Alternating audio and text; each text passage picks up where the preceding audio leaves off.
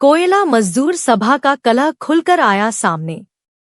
नाथूलाल पांडेय की मनमानी से संगठन को हुआ नुकसान।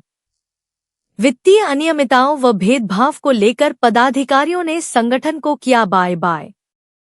गेवरा, दीपका, कोयला मजदूर सभा के महामंत्री नाथूलाल पांडेय की मनमानी की जा रही वित्तीय अनियमितताओं व संगठन में भेदभाव कोमस को महंगा पड़ रहा है।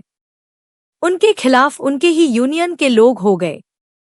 खिलाफत इतनी बढ़ गई कि उनके विरुद्ध न केवल संबंधित वरीय पदाधिकारियों को लिखित शिकायत की बल्कि सम्मेलन के बहाने ज्यादातर लोग उनकी यूनियन को छोड़कर कोयला मजदूर पंचायत में शामिल हो गए। यह घोषणा कोयला मजदूर पंचायत HMS गेवरा दीपका क्षेत्र एवं CWS गेवरा के सम्मेलन में की गई। हिंद खदान मजदूर फेडरेशन के अध्यक्ष रेशम लाल यादव की अध्यक्षता में कोयला मजदूर पंचायत में जाने का निर्णय लेने के साथ ही कोयला मजदूर पंचायत के महामंत्री केंद्रीय विनय सिंह की उपस्थिति में सभी ने सदस्यता ग्रहण की। साथ ही रेशम लाल को कोयला मजदूर पंचायत HMS के केंद्रीय अध्यक्ष बनाने का फैसला लिया गया। इसके साथ ही संगठन को मजबूत करने के लिए कई नीतियों पर चर्चा की गई।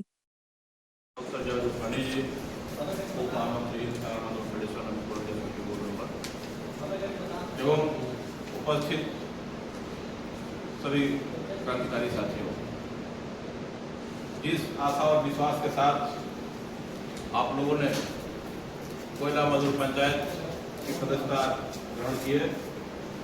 मुझे पूरा भरोसा है कि साउथ ईस्टर्न कोलफील्ड के अंदर एक नए मजदूर आंदोलन का जन्म आज से हो रहा है और आने वाले दिनों में जिस तरह से HMS की प्रतिष्ठा गिरी हुई है उसको एकदम चार चांद लगाने का काम ये पूरी टीम करेगी और मजदूरों के बीच में हम लोग चलेंगे, लोगों के अंदर स्वाभिमान जगाने का काम करेंगे और भ्रष्टाचार को एकदम नेस्तनाबूद करने का हम लोग आज संकल्प लें और सारे भ्रष्टाचारी नेताओं चाहे किसी भी यूनियन के हो चाहे कोई अधिकारी हो उनके खिलाफ हम लोगों का मुहिम आज से शुरू हो रहा है।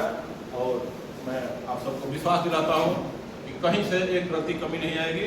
हम लोग कंधे से कंधा मिला करके टीम की तरह काम करते हुए एक नए मजदूर आंदोलन की शुरुआत आज हम लोग करेंगे सुशील के अंदर। आप सभी को बहुत बहुत धन्यवाद, तहे दिल से धन्यवाद। विश्वास दादा ने जून में 25 में ही इसका कंप्लीट किया, तो 1 साल से 1.5 साल से चल रही पड़ी। इसी तो क्या इसी बीच में आप लोगों को था तो सवाल तो यही उठते हैं कि अभी क्यों 13 साल पहले क्यों नहीं? 13 साल पहले चूंकि रिटर्न हमने कभी नहीं देखा, रिटर्न विश्वास साहब के पास था और विश्वास जी को भी जब पता चला कि वो कंपनी उनकी व्यक्तिगत कंपनी है तब उन्होंने 13 साल तक विश्वास जी को पता था। हाँ बिल्कुल, वो रिटर्न फाइल करते थे, उनके पास कापियाँ थी और उनके कापियाँ थी, लेकिन उन्होंने इसको सोचा कि ये सामान्य रूप से ऋण दे रहे हैं, उस कंपनी के बारे में ऋण देना उनका अधिकार है कि नहीं उनको नहीं मालूम था। जब उनको मालूम है कि व्यक्तिगत उनकी कंपनी है, मालिकाने के बारे में पता चला तब उन्होंने विरोध शुरू किया। जैसे ही उन्होंने विरोध किया उनको निकाल दिया गया पहले यूनियन से, क्या हट जाओ भाई, आप तो हमारा विरोध कर रहे हो। विश्वास जी जब 13 साल तक शांत रहे, विश्वास जी को मालूम नहीं था कि उनकी रिटर्न कैसे भर सकते? रिटर्न का रिटर्न महासचिव भरता है, महासचिव नाथूलाल पांडे जी रिटर्न भरते थे नहीं, रिटर्न को वहाँ से भर के भेजते थे विश्वास जी के पास, गाइड दे जाते जमा कर। विश्वास जी उसमें कोई रिटर्न अपने से नहीं भरते थे।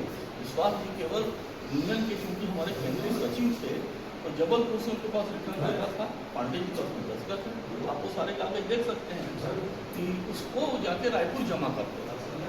उनका विश्वास जी ने अगर रिटर्न भरा होता तो निश्चित रूप से वो करते, लेकिन विश्वास जी को पता चला जब रिटर्न की मुझे जानकारी तो उनको पता चला कि व्यक्तिगत कंपनी है आदित्य ट्रांसफर एंड, तो उनको ये लगा कि एक तो कानून के खिलाफ है ट्रेड यूनियन करके हम मजदूरों से पैसा लें और अपनी कंपनी को देकर बिजनेस करें और कभी वापस न लें। और रिटर्न में उन्होंने लिखा ऋण है, तो ऋण है तो ऋण कभी वापस भी होना चाहिए।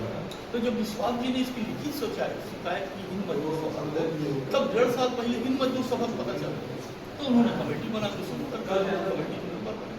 इससे पहले जानकारी 13 साल बाद हम बोल रहे थे, 13 साल तक ये किसी को नहीं मालूम था क्योंकि सेबी में अगर आप लिस्टेड हैं तो सेबी में लिस्टेड कंपनी को जांच करेंगे तभी पता चलेगा। सेबी में लिस्टेड कंपनी के जब हमको जांच किया सीरियल नंबर DIN नंबर से, तो भारत सरकार की वेबसाइट में आ गया ना कि भाई ये आदमी है पदाधिकारी। जब ये पदाधिकारी है मालूम हुआ तब हमको समझ में आया कि हमारे पैसे का ये गलत तरीके से। अच्छा, अगर मान लो वो पदाधिकारी नहीं, पदाधिकारी नहीं रहते तो भी उस कंपनी को नहीं दे सकते ऋण, क्योंकि ट्रेड यूनियन एक्ट की धारा 15 स्पष्ट रूप से नहीं कहती केवल अपने सदस्य के लिए काम करें।